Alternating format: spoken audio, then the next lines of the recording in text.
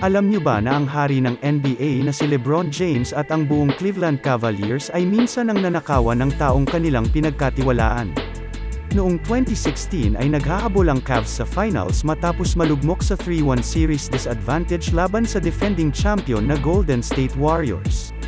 Wala pang ang team na nakakabangon mula rito kaya nga para ma-motivate ang kanyang players ay may naisip na pakulo ang former head coach ng team na si Tyronn Lue.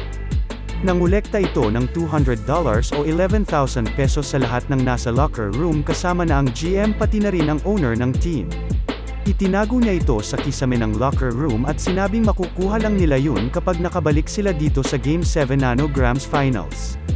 Mukhang effective naman ang trick ni Coach Lue dahil nagawa pa nilang makahabol at talunin sa historic comeback ang Warriors.